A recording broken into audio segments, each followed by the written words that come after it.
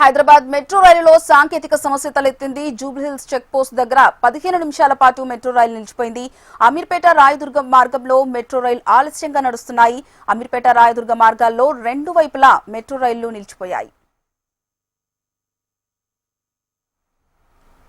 ఇదే అంశానికి సంబంధించి పూర్తి సమాచారం మా కరెస్పాండెంట్ ఆర్కే అందిస్తారు. ఆర్కే, హైదరాబాద్ మెట్రో రైల్లో సమస్య తలెత్తినట్టుగా తెలుస్తోంది. దీనికి సంబంధించి పూర్తి డీటెయిల్స్ ఏంటి? హరిప్రియ, ఏదైతే మరొకసారి హైదరాబాద్ మెట్రో రైల్లో సాంకేతిక సమస్యతో కొద్దిసేపు నిలిచిపోవడం జరిగింది. వాస్తవానికి అమీర్పేట్ దగ్గర నుంచి టెక్నికల్ ఇష్యూ స్టార్ట్ అవడం జరిగింది. అమీర్పేట్ మెట్రో స్టేషన్ లోనే 5 నిమిషాల పాటు మెట్రో నిలిచిపోవడం జరిగింది. ఆ తర్వాత మళ్ళీ యథావిధిగా మూవ్ అయినప్పటికీ కూడా చెక్ పోస్ట్ మెట్రో స్టేషన్ ఏదైతే అక్కడ దాదాపుగా 15 నిమిషాల పాటు కూడా మెట్రో రైలు నిలిచిపోవడం జరిగింది.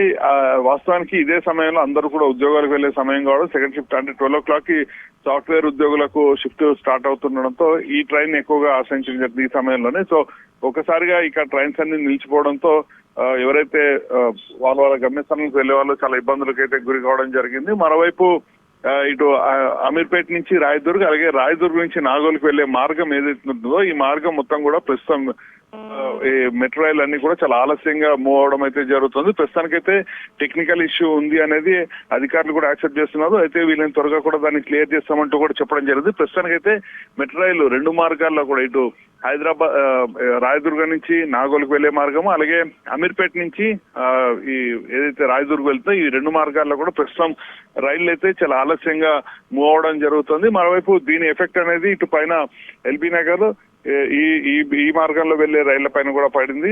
ఏదేమైనా కూడా ఈ మెట్రో రైలు మరొకసారి సాంకేతిక సమస్యలతో ప్రయాణికులు మాత్రం తీవ్ర ఇబ్బందులకు అయితే గురవుతున్నారు. వీలైన త్వరగా కూడా ఈ సమస్యని రెక్టిఫై చేస్తామంటూ ఎల్ఎన్టీ అధికారులు అయితే చెప్తున్నారు. హరిప్రియ.